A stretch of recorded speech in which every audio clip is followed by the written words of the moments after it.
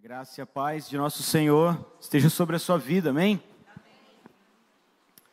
Quero convidar você, ou melhor, convido, a abrir a sua Bíblia em Filemão. Carta de Paulo a Filemão. E para os irmãos que já baixaram o aplicativo da igreja, esse sermão ele está todo lá já, tá? Em e-book. Então você vai entrar em sermões, você vai clicar em PDF, vai estar o e-book desse sermão lá, se você quiser acompanhar, tá? Ele já está todo formatado para você que gosta de acompanhar, ou às vezes gosta de escrever, tomar nota, né? O pessoal falou que às vezes não consegue, né, tomar nota certinho, então a gente está tentando criar esse hábito de escrever isso e de deixar o sermão já formatado. O sermão de hoje, queridos, ele tem como título: a igreja é a representante do reino de Deus na terra. Esse é um tema que nós estamos trabalhando esse domingo, com a igreja, com os nossos pequenos também. E nós vamos usar o texto, né, base, a carta de Paulo a Filemão, que conta a história de Onésimo. Nós vamos ler o texto aqui e contextualizar diante dessa meditação. Bem, vamos ler lá em Filemão, capítulo... na verdade ele não tem capítulo, né? Ele tem só versos. Então nós vamos ler a partir do verso 8. Se todos encontraram aí, encontraram? Filemão, a partir do verso 8. Fica antes de Hebreus e depois de Tito. Acho que Hebreus é mais fácil achar, né? Filemão, verso 8 diz assim: por isso mesmo, tendo em Cristo plena liberdade para mandar que você cumpra o seu dever, prefiro fazer um apelo com base no amor. Eu, Paulo, já velho e agora também prisioneiro de Cristo Jesus, apelo em favor de meu irmão Onésimo, que gerei enquanto estava preso. Ele antes era inútil, mas agora é útil, tanto para você quanto para mim. Mando de volta a você, como se fosse o meu próprio coração. Gostaria de mantê-lo comigo para que me ajudasse, ou que me ajudasse em seu lugar enquanto estou preso por causa do Evangelho. Mas não quis fazer nada sem a sua permissão, para que qualquer favor que você fizer seja espontâneo e não forçado. Talvez ele tenha sido separado de você por algum tempo, para que você o tivesse de volta para sempre. Não mais como servo, mas acima de escravo, como irmão amado. Para mim, ele é muito amado. Ele é um irmão amado. E ainda mais para você, tanto como pessoa, como cristão. Assim, se você me considera companheiro na fé, receba-o como se estivesse recebendo a mim. Se ele o prejudicou em algo, ou lhe deve alguma coisa, ponha na minha conta. Eu, Paulo, escrevo de próprio punho. Eu pagarei, para não dizer que você me deve a própria vida. Até aqui. A igreja é a representante do reino de Deus. Queridos, a primeira coisa que a gente precisa compreender é o que a Bíblia fala, que Jesus fala quando ele traz a ideia do reino de Deus. Jesus, ele veio anunciar o reino de Deus e ele disse por vários momentos, ou em vários momentos: vem a hora e já chegou que o reino de Deus se instalará, e o reino de Deus já é, e ele está aqui. E talvez eu e você, fora de um contexto semântico, levando em consideração a aplicação da palavra reino, não tenhamos uma expansão linguística que faça sentido a palavra ou ainda aquilo que de fato ela quer representar. De modo que quando você ouve a palavra reino, você logo já imagina um castelo, algo do tipo medieval ou algo nessa linha. A ideia da palavra reino aqui, ela transcende toda e qualquer fantasia medieval, ou mesmo a própria aplicação da palavra no sentido semântico. Ela trata de uma dimensão muito maior, de um espectro muito maior. Quando a Bíblia fala sobre o reino de Deus, ela está falando sobre uma cosmovisão na qual eu convivo dentro de uma dimensão real, que não é apenas um estado de consciência. É uma dimensão real na qual Cristo é real, Cristo veio, Cristo morreu, ressuscitou, e por conta desse sacrifício, eu e você vivemos nessa dimensão, tomando consciência a partir do Evangelho, mediante o Espírito Santo. Nossa, isso parece muito complexo. Paulo, ele nos traz uma ideia de que o reino de Deus, ele não é material, ele não é algo institucional, ele não é algo físico, mas ele é algo que transcende as barreiras materiais e faz com que não apenas eu viva materialmente a palavra de Deus, mas como que eu também tome consciência de quem eu sou e seja transformado enquanto ser humano. Paulo fala que o Evangelho é o único capaz de transformar a consciência, o coração e a vida do ser humano. Então, o reino de Deus, ele não pode ser aqui inferido ou ainda reduzido apenas a um estado de consciência, ou talvez apenas a uma religião ou uma espiritualidade. O reino de Deus é uma dimensão na qual eu me posiciono enquanto ser, e dentro dessa dimensão eu crio uma realidade no Evangelho, de modo que a minha vida agora não é mais refém de todo e qualquer sistema imposto. Eu posso viver fora desse sistema imposto. Estão entendendo, queridos? Se a nossa sociedade vive em detrimento a um sistema imposto, no qual ele tem as suas regras, sejam elas de modismos, sejam elas de aventura, sejam elas de tendências e etc, seja lá o que for, no qual a manada, o efeito manada é engodado, enfiado goela abaixo, como se fosse ovelhas para o matador, você tem a capacidade em Cristo de discernir através do Espírito Santo de Deus e dizer: eu vivo o reino de Deus, e eu não vivo isso. Paulo fala que o Evangelho é o poder de Deus. O poder que faz a diferença na vida de todo aquele que crê.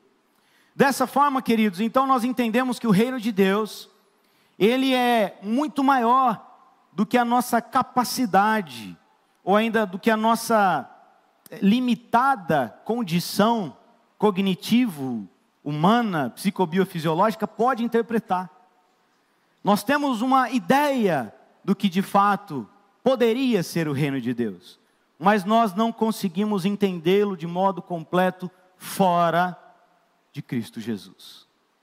Então, o reino de Deus é o meio pelo qual, em Cristo, nós transformamos, ou ainda nós inferimos, ou ainda nós tocamos e nos relacionamos com outras pessoas a partir do poder de Deus. O reino de Deus é o meio pelo qual Cristo nos resgatou, nos justificou, e o Espírito Santo hoje nos usa como instrumentos para nós alcançarmos outras pessoas. A história de Onésimo, ela é incrível em relação a isso, né?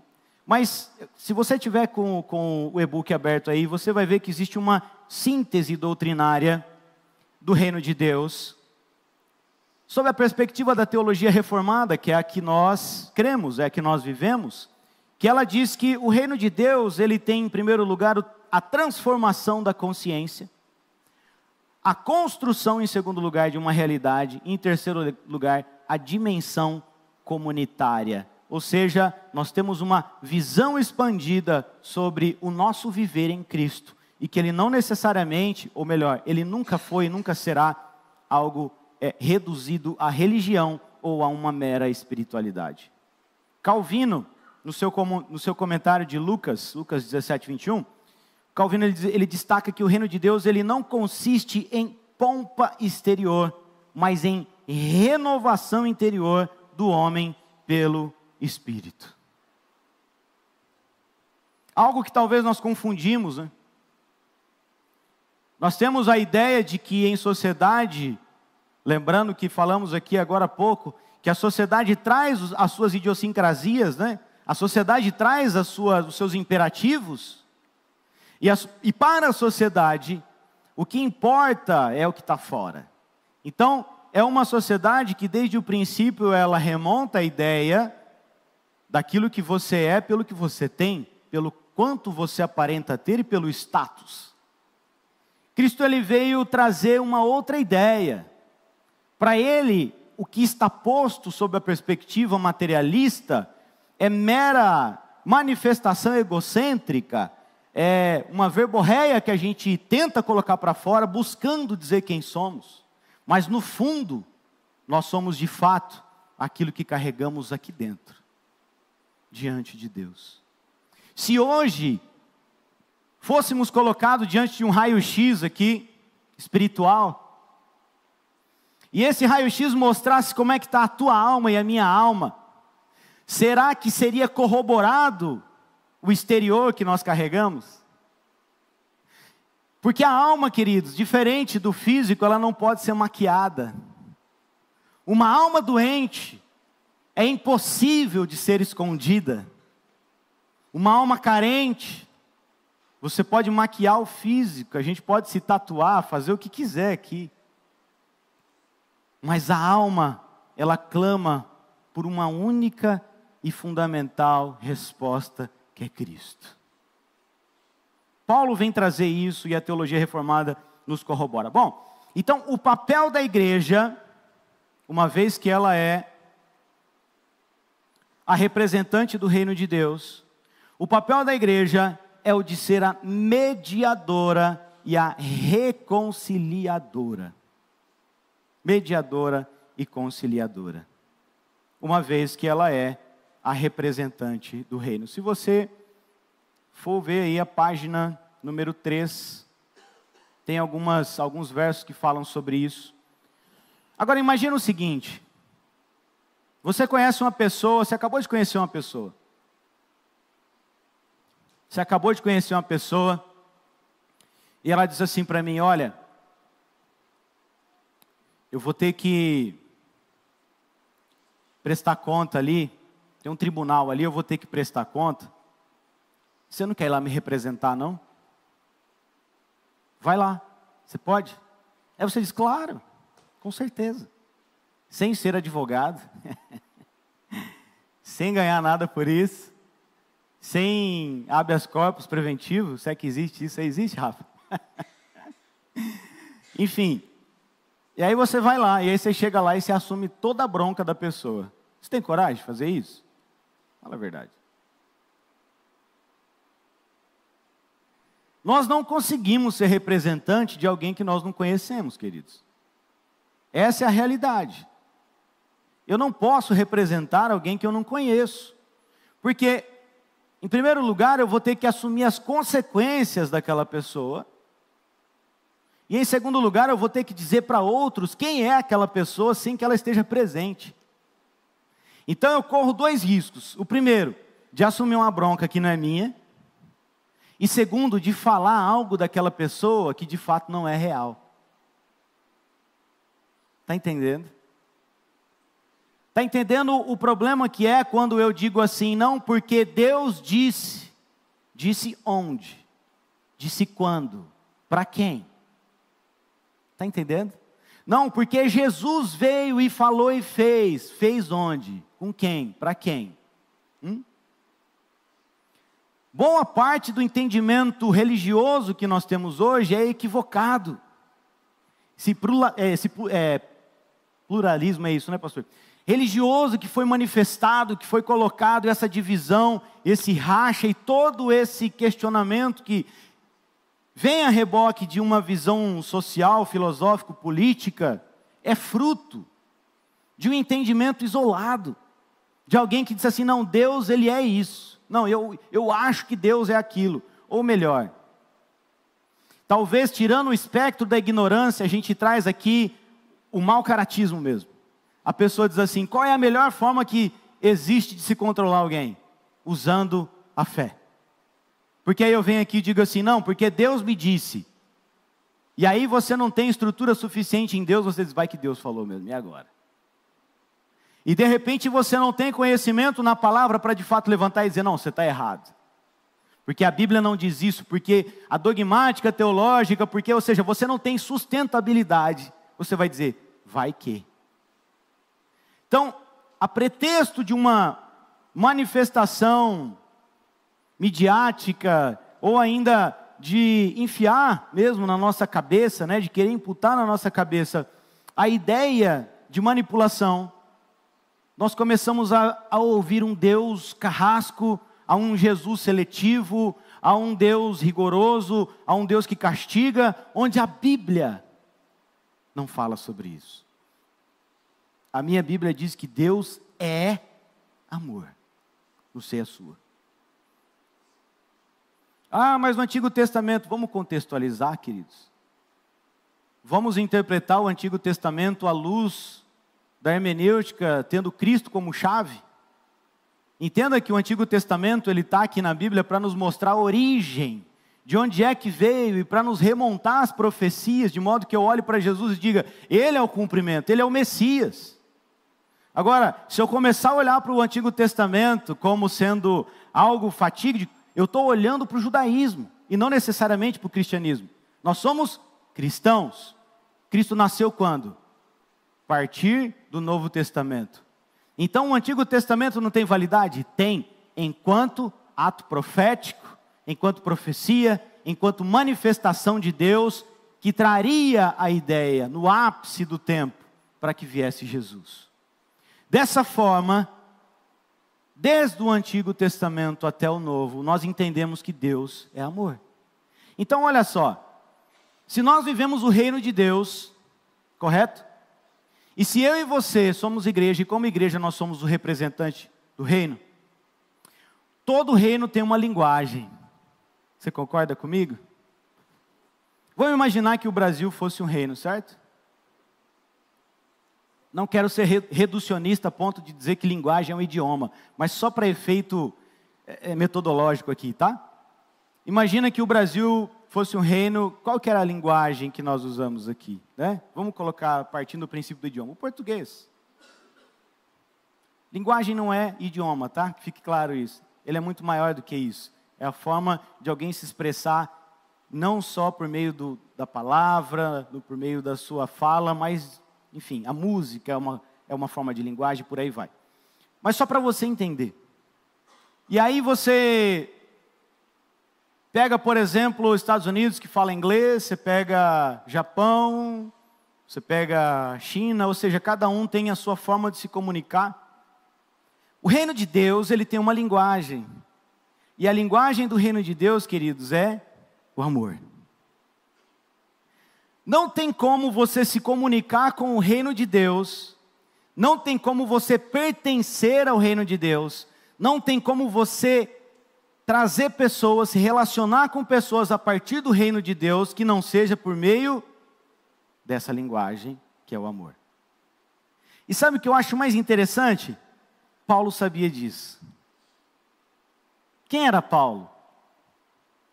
Paulo, apóstolo, um dos grandes ícones do cristianismo, da igreja primitiva, um dos alicerces ali estruturais da teologia cristã, que foi um dos que construiu as bases fundamentais do que nós temos hoje como o evangelho e a teologia. Paulo preso, depois de tantas idas e vindas, ele encontra um camarada dentro da cadeia chamado Onésimo, e esse camarada conhece Jesus, entende Jesus, e Paulo ministra sobre a vida dele, e ele agora acompanha Paulo. E aí Paulo descobre que ele era escravo de um amigo de Paulo. Olha só, queridos. E aí Paulo disse, não é possível, você é escravo de Filemão. O que aconteceu? E o texto não entra nos detalhes. Mas deve ter havido alguma coisa grave ali, porque Paulo fala inclusive sobre ter denegrido ali alguma coisa, enfim, ter onerado, parece que houve questões complicadas ali. E Paulo escreve uma carta e diz para Filemão, Filemão, receba ele. E sabe o que chama mais a minha atenção na carta de Paulo? Olha só, no verso 8, Paulo fala assim, ó: por isso mesmo, tendo em Cristo plena liberdade para mandar que você cumpra o seu dever. Nossa, que pedrada, hein? Paulo se posiciona e diz assim: você sabe quem eu sou, né? Você está lembrado quem eu sou, né? E você sabe quem você é, né? E você sabe o que eu posso fazer, né? Aí depois de Paulo dar essa pancada, ele vai lá e sopra, né? E diz assim: mas eu não vou fazer isso. Porque eu quero que você lembre que o reino de Deus, ele tem uma linguagem. E que se eu forçar essa linguagem, eu vou tirar de você o direito de viver o Evangelho.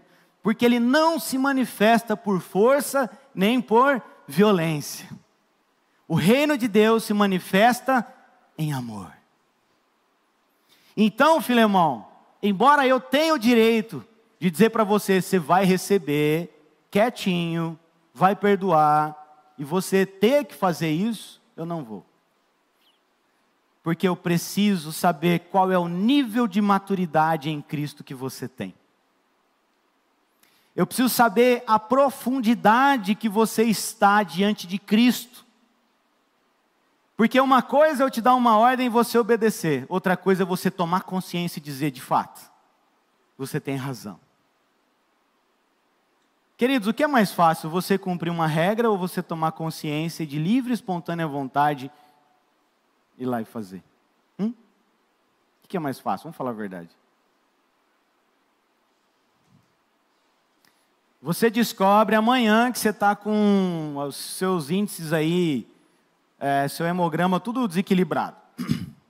Aí o médico fala: ou você para de comer açúcar e faz uma dieta, resolveu, ou você vai. Meu amigo, já era. Não é mais fácil você falar: o médico falou, eu tenho agora um negócio aqui, vou ter que parar, do que você olhar no espelho e dizer assim: nossa, essa camisa aqui, ó, estamos usando um sabão em pó que está encolhendo. Lá em casa está acontecendo isso, pastor. E aí você olhar e dizer assim: pô, toma vergonha na cara, para de comer muito, para com isso, toma consciência, olha o teu corpo, você precisa baixar, e é saúde, cara, você tem uma família, pelo amor de Deus, né? Queridos, a liberdade, ela é algo complicado, porque eu e você, quando somos livres para ponderarmos a consciência que deveremos ou que deveríamos ter, nós nem sempre optamos por ela de modo real, legítimo. Às vezes eu olho e digo: poxa, seria mais fácil se alguém, né, racionasse a minha comida, né? Disse assim: não, você vai comer só uma barrinha de cereal por dia, pastor, uma fruta aqui. Agora você tem a liberdade no café da manhã de você olhar e dizer: eu vou comer um pão, vou comer 2, né? Talvez 3, sei. A liberdade que me traz a ideia de manifestar de fato a consciência. Quanto de consciência sobre a sua saúde física você tem a ponto de dizer: eu não vou comer pão hoje? Paulo apela para essa consciência de Filemão. Quanto de consciência em Cristo Filemão de fato tem para ele verdadeiramente viver Jesus e perdoar Onésimo? Eu não vou impor nada. Eu vou simplesmente entregar Onésimo para ele. E se ele de fato for de Jesus, ele vai perdoar. Mas não foi só isso que Paulo fez. Queridos, Paulo manda o escravo de volta com essa carta e dizendo assim: só que você não vai receber ele como escravo, tá? Você vai receber ele como irmão em Cristo. Se ele era escravo, agora ele é irmão. Ele entra pela porta da frente, com roupas limpas e tudo muito bonitinho, porque ele é irmão. Você já leu essa carta, querido, de Filemão? Você já parou para pensar no impacto social disso aqui? Partimos do princípio de que Filemão era um aristocrata. Alguém que tinha bens ali, que tinha talvez uma representatividade social. E partimos do princípio de que ele convivia com outros aristocratas que também tinham e detinham da mesma posição. Provavelmente Filemão não tinha só Onésimo de escravo. E agora você imagina o escravo que deu prejuízo, volta, não é recebido como escravo, mas é tido como irmão e é colocado para dentro de casa. E os outros escravos que estavam lá, você já parou para pensar? Nós temos motivo aqui para um motim. Nós temos razão aqui para uma revolução social. Dentro da casa de Filemão e dos vizinhos, os escravos falando, olha lá, espera aí, uma coisa está errada. Se o camarada ele era escravo, me lesou aqui, aí agora ele foi, né, saiu. O cara era amigo nosso aqui, vivia fazendo plano de fugir e tal, fugiu, agora voltou e o cara perdoou. Espera aí, então, vamos quebrar tudo aqui agora, rapaziada. Vocês estão entendendo, queridos? O texto não nos dá esse desdobramento, mas nós podemos desenvolver a ideia de que, olha o problema social que eu tenho. E quem é que criou isso? Paulo. Paulo, primeiro ativista. Foi lá e gerou toda uma situação e tacou no peito de Filemão. Se vira aí agora, porque você é de Jesus. E essa coisa do escravo é inconcebível. Resolve. Queridos, esse texto ele nos abre precedente para uma série de conjecturas, mas eu gostaria de aplicar algumas questões aqui com você. Colocar alguns conceitos acerca do Evangelho e o fato de sermos representantes do reino de Deus. O primeiro ponto, queridos, é que a única forma de impactar a nossa sociedade e cumprir nosso papel é usando a linguagem do amor. Nós não fomos chamados por Deus para sermos revolucionários do ponto de vista político, militar, do ponto de vista social. Nós fomos chamados por Jesus para amar. Toda e qualquer revolução, a vinda de Jesus, ela começa no campo do amor. Isso é algo incrível. Porque Paulo escreve lá em Romanos capítulo 5, né, a partir do verso 8, mas Deus prova o seu amor, Deus prova o seu próprio amor para conosco pelo fato de ter Cristo morrido por nós, sendo ainda pecadores. Esse texto de Romanos ele é incrível, sabe por quê? Você pode dizer assim, não, mas Paulo fala para Filemão receber Onésimo depois dele conhecer Jesus e ter sido transformado. Faz sentido. Só que Paulo escreve em Romanos capítulo 5 falando que Deus nos amou antes de sermos transformados, de modo que Ele deu Jesus para que morresse de modo que fôssemos justificados por Ele. O próprio texto diz que Deus amou o mundo de tal maneira que deu seu único Filho, para que todo aquele que nele crê. Ou seja, o amor ele vem antes. O amor ele não é algo que eu vou colocar depois. Olha, se você for um bom menino, uma boa menina, se você for um coleguinha legal, eu vou te amar. Se não, esquece. Queridos, isso aqui é terrível, sabia? Vamos falar a verdade. É terrível, porque a Bíblia me traz a ideia de que eu não posso ficar de mal de ninguém. Me traz a ideia de que eu não posso odiar ninguém. Me traz a ideia de que eu não posso nem tentar perder o meu réu primário. Me traz a ideia de que eu preciso me comportar de modo a entender que todos aqueles pelos quais Deus me traz a partilhar o dia a dia são pessoas que Deus está trazendo para de fato ministrar sobre a vida delas por amor. Não é um amor sentimental aqui. Aqui nós estamos falando de um amor comportamental, nós estamos falando do ágape, que é daquele que você toma consciência de que você precisa olhar para o outro de uma maneira diferente. Não é aquele amor que você vai sentir, que você sente pela sua esposa, esposo, pelos seus filhos. É um amor de consciência, é um amor em Cristo, que você vai olhar e dizer assim, Jesus, o Senhor morreu por ele também, não é possível. Mas morreu, vamos lá. Está entendendo, amados? E sabe o que é pior da nossa sociedade? Nós sempre queremos tirar do outro. Sempre queremos tirar. Você já viu como que é a minha e a sua fala no nosso dia a dia? Eu trabalho bastante no meio corporativo, muito com empresas.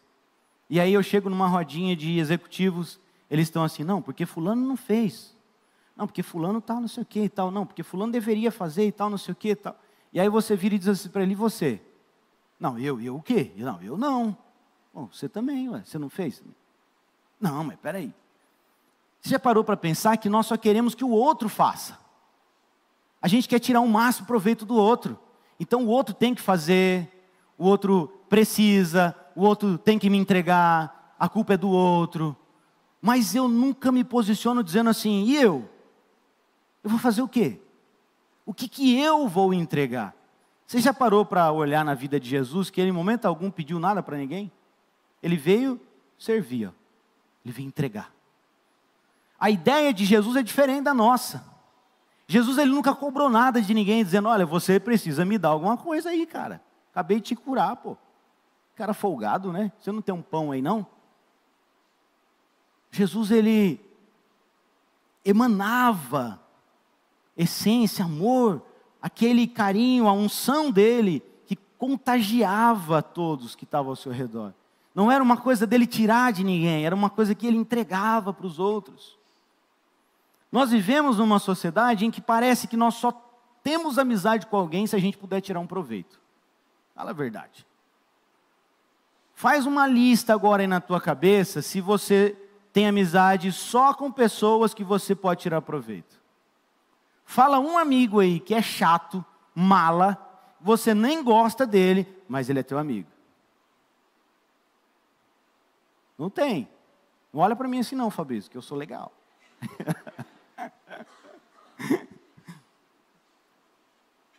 A gente não quer perturbação. Você olha para as pessoas e você, sabe aquele espalha rodinha, né? A galera conversando aqui, o camarada chegou e a rodinha vai... Famoso espalha rodinha. Não é? Por quê que ninguém quer amar o espalha rodinha? Por que que você só quer... E se fosse você o espalha rodinha? Aliás, e se for você? Dá uma olhada, dá uma pensada aí, se não é você que quando chega nas rodinhas a galera dá uma... né? E se for você? E se você for o chato? Nós temos que olhar para a ótica de Jesus e entender que não existe esse espectro de chatice e verdade, no sentido de que não, é verdade que ele é chato, é verdade que ele é legal. Legal e chato é o quê? Você está comparando com quem? Você já se olhou no espelho? Você já se viu, já se enxergou? Você tem consciência de quem você é? Eu vou falar aqui de novo, convive comigo uma semana para você ver. Você vai ficar com uma raiva violenta, porque eu tenho meus negócios diferentes. Né? Eu tenho. Não existe essa coisa de olhar para o outro. Eu estou falando aqui, queridos, para mim também, porque às vezes eu falo, meu Deus, não é possível, é sério, Jesus. Sabe quando você desmarca compromisso, irmão? Então, sabe o que é? Hoje não vai dar para eu ir, não. O que aconteceu? Imprevisto aqui, pessoal, sei lá. Problema com a Gra. Assume seus B.O., não fala que é culpa minha, não, a Gra já. Vai falar que você nunca fez isso. Está me julgando aqui, mas vocês já fizeram isso também. Porque é nosso.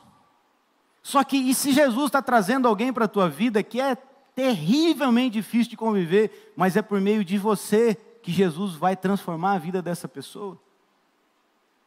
Lembra quando nós falamos que a vida não é nossa, mas é que Cristo que vive através de nós?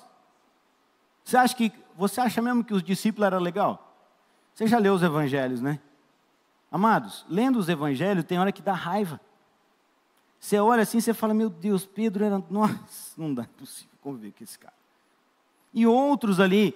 Agora, Jesus teve a paciência, o amor de olhar para eles. Agora imagina Deus, o soberano, olhando eles, fazendo aquelas perguntas mais óbvias. Né? Imagina eles falando para Jesus. E Jesus, aquele que é o Criador, que talvez já estava num nível de, sei lá, divisão do quark, já tinha o espectro do reino quântico em mente, e o camarada falando, Jesus, então, né? E aí? O fato é que nós só conseguiremos nos conectar ao reino de Deus por meio da linguagem do amor. E a linguagem do amor, ela não é aquela que você vai querer. Você não vai querer.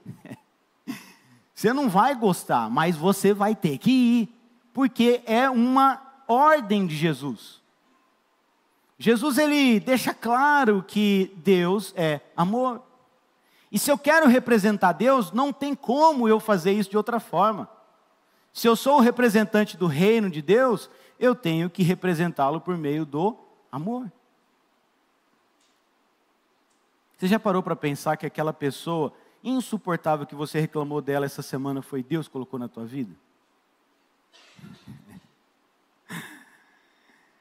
Deus, ele vai lá falar para Moisés assim: Moisés, ó, você vai lá libertar o povo de Israel, só que eu vou endurecer o coração de Faraó. Aí Moisés fala: tá de brincadeira.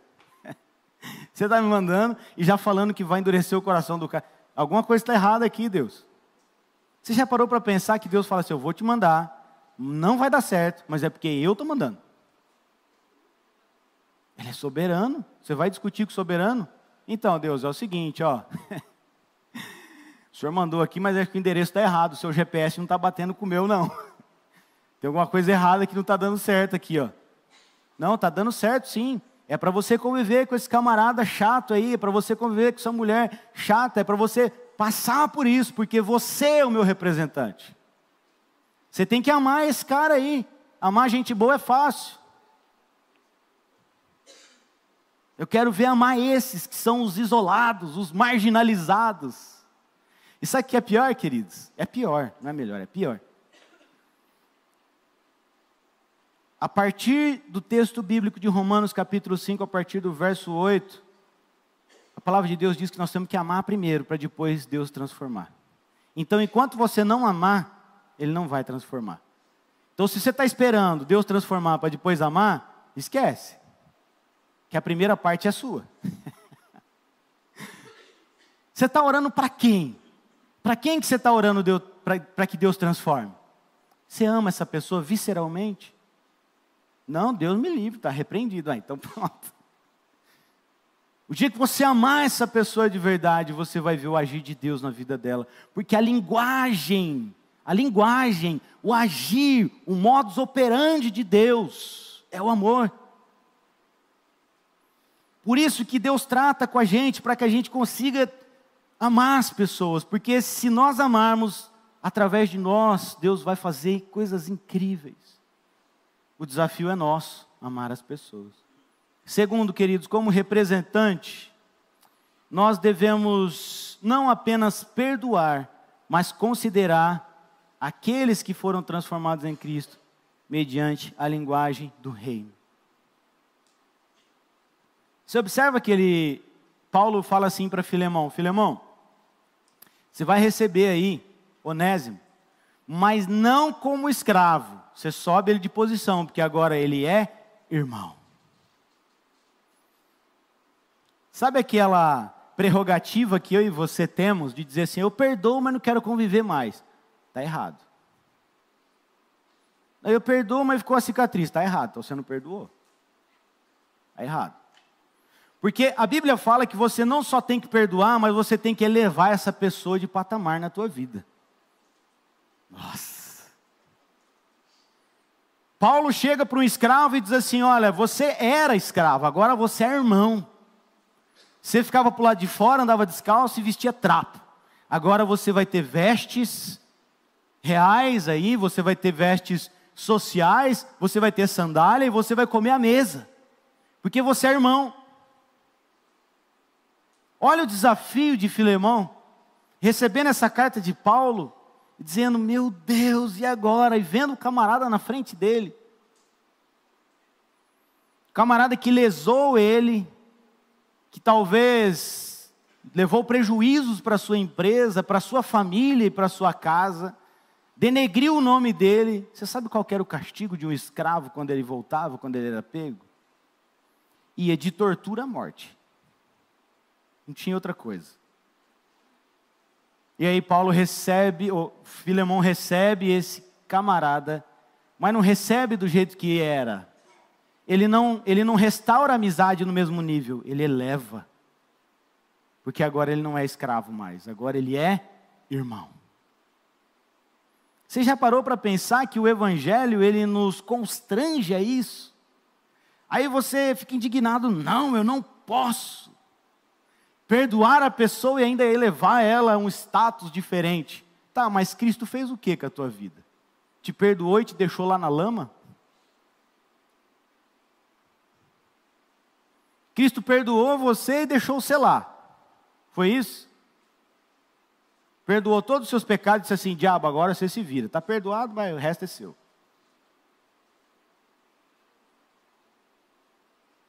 Paulo escreve que nenhuma condenação há para aqueles que estão em Cristo. Paulo coloca que uma vez que fomos perdoados, nós somos justificados e nós fomos adotados como filhos de Deus, cordeiros com Cristo. Querido, você já parou para ler isso? Deus pegar um miserável, perdoar ele e falar, você vai ser cordeiro, junto com meu filho Cristo aqui, que morreu por você, você agora é cordeiro. Você vai viver tudo aquilo que ele está vivendo.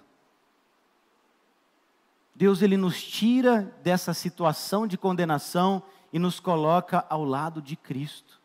Cordeiros, co-herdeiros. Agora, é muito que Cristo nos peça, enquanto representantes do reino de Deus, perdoar alguém e elevar ela na nossa vida? Você acha que é muito? Você acha que Cristo tem esse direito de pedir isso para mim e para você? Ou você acha que Cristo não tem esse direito? Não, Cristo não tem esse direito, Ele não pode pedir isso para mim.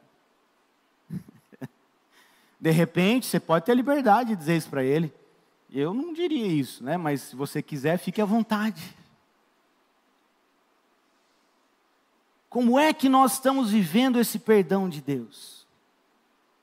Perdão, ele tem que ser perdão de uma vez por todas, querido. Ou eu perdoei, ou eu não perdoei. Sexta-feira eu vindo de viagem à noite e me ocorreu um pensamento assim, de uma situação ainda quando pastoreava a Americana. E sabe quando o coração, pastor, enche de uma raiva, uma raivinha, sabe? Você fica meio bravinho, meio ressentido, né? Não, esse povo vai ver só. Um dia eles vão ver. Aí eu parei e falei, oxe, o que eu estou falando? Meu Deus, tem um negócio aqui ainda guardado. Não foi perdoado. Sabe quando você dá uma revisada na gaveta lá de meia suja e você encontra uns trapos? Gente, Deus me perdoe, não, isso aqui não é para mim. Não quero isso. Deus me livre, está repreendido, né? Sabe por quê, amados? Porque a gente, às vezes, quer ficar no nosso direito, achando que a gente tem direito, e a gente acha assim, eu perdoo, mas eu não quero mais contato. Mas não é assim que o Evangelho está falando. Você perdoou, você vai continuar tendo contato, e o melhor ou pior, não sei, vai ter que estar acima de onde ela estava. Pisou na bola, você vai perdoar e ela sobe de nível. Está entendendo, amado? E aí, a minha colocação para você é, discute com Paulo, tá? Pega o estudo aqui depois e vai lá discutir com Paulo. O Paulo que escreveu, não eu. Queridos, por último, nós só conseguimos viver tudo isso aqui se nós tivermos profunda e absoluta certeza, fé, cremos que nós fomos perdoados por Jesus. Quem não é amado, quem não se sente amado, nunca vai conseguir amar. Se você é um cristão que vem à igreja, mas você ainda carrega um caminhão de culpa, se você ainda tem a sua mochilinha cheia de tranqueiraiada que você veio carregando a sua vida inteira, se você tem algumas coisas que você leva na sua vida que está pesando, é culpa, é medo, é ressentimento, é ódio, você ainda não está vivendo o Evangelho de verdade. E dificilmente você vai conseguir representar Jesus. Você não tem escolha. Ou você perdoa, ou você perdoa. Ou você se sente amado, ou você se sente amado. E tem mais. Quando eu não me sinto amado, eu não estou duvidando do sentimento de Deus para comigo. Eu estou duvidando do caráter de Deus. Porque se a Bíblia fala que Deus é amor, e a Bíblia fala que Deus amou, te amou, me amou, nos amou, e deu o seu próprio Filho, se ela fala, ela afirma isso, e eu digo, não, eu não me sinto amado. Você está dizendo, Deus é um mau caráter, Ele está mentindo, Ele falou umas besteiras aí. Está entendendo, amado? Todas as vezes que eu não creio que o amor de Deus é para mim, que eu sou justificado mediante Jesus Cristo, que por meio de Cristo os meus pecados foram pagos todos de uma vez só. Se eu não creio, eu estou olhando para Cristo, para o mundo, para a sociedade, para a minha vida e dizendo, Deus é mau caráter. A Bíblia fala que Deus ele não é homem para que minta, nem filho do homem para se arrepender, para voltar atrás. Uma vez que Ele falou, a palavra dEle é única. Por uma palavra dEle disse haja e tudo que nós vivemos aqui é. Agora, se você ainda não conseguiu viver esse amor de Cristo, alguma coisa está errada na tua vida. Tem alguma coisa que você está se apegando aí, que você precisa soltar, porque Cristo te ama. Não importa o que você fez, quem você é, não é mérito. Não, a nossa vida não deve ser uma justificativa. Eu não tenho que fazer nada mais nem menos. Não existe nada que possa convencer a Deus e dizer assim, Ele é bonzinho. A única forma de nós de fato nos conectarmos com Deus e temos paz com Ele é mediante Jesus Cristo. Se você ainda vive nesse espectro da religiosidade, na qual você se sente culpado, na qual você se sente perturbado, alguma coisa está errada na tua vida. Nós continuamos pecadores, nós continuamos tendo uma natureza, uma matéria inclinada ao pecado, mas uma vez que fomos santificados em Cristo, nós temos paz com Deus. O pecado não habita em nós. Isso é uma coisa que você precisa entender. Berkhoff tem uma frase que ele diz assim, a justificação é um ato judicial de Deus, pelo qual Ele declara, com base na justiça de Cristo, que o pecador crente está livre de toda culpa e completamente aceito diante dele. Gosto muito dessa frase de Berkhoff, ela é emblemática. Queridos, eu quero encerrar trazendo para você a seguinte perspectiva. Eu e você, nós somos representantes do reino de Deus. Só que para eu e você sermos representantes do reino de Deus, primeiro nós precisamos conhecer quem nós estamos representando. E se você não se sente amado, e se existe algum bloqueio aí entre você e Deus ainda, você precisa resolver isso. Porque Ele está todo aberto para receber você, e para fazer com que você se sinta amado. Foi para isso que Jesus veio. De modo que você se sinta tão amado, que você se sinta constrangido, diga eu tenho que fazer alguma coisa. E esse amor transcenda para outras pessoas. E aí é onde nós conseguimos ou conseguiremos viver isso aqui. Nós conseguiremos viver a linguagem do reino de Deus, que é o amor. Nós conseguiremos amar apesar dos apesares. Nós conseguiremos amar além daquilo que nós conjecturamos amor. E nós vamos perdoar de modo a elevar as pessoas para um outro patamar. Sabe, queridos, eu estava estudando esses dias, eu não quero entrar no mérito da questão, mas só para a gente encerrar, o conceito da palavra perdão. E dentro de várias filosofias, a palavra perdão, ela é muito diferente da nossa sociedade latina aqui, enfim. Até a questão da designação semântica da língua portuguesa e outras coisas, era muito diferente. A palavra perdão, ela, em algumas culturas, ela trazia a ideia de você evoluir na amizade. De você subir um degrau na amizade. Ou seja, quem é o meu melhor amigo? É aquele que eu mais perdoei. Esse é o conceito de perdão, inclusive na cultura judaica. Quem é meu amigo? Quem eu mais perdoei. Por que Jesus vira para Pedro e fala, Pedro, 70 vezes 7, Pedro.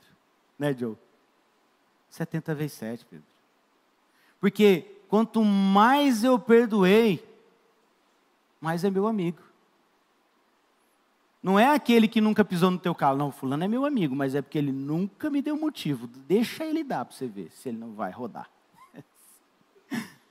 Amados, que o amor de Cristo inunde os nossos corações. E que a nossa maturidade não seja frágil a ponto da gente romper nossas amizades por causa de besteiras e bobeiras. Que tenhamos a maturidade de Cristo para olhar para os desafios e dizer, eu vou perdoar, e esse perdão vai nos fazer evoluir, nós vamos para outro patamar. Quem é meu melhor amigo? Aquele que eu mais perdoei. Coloca isso no teu coração. Amém?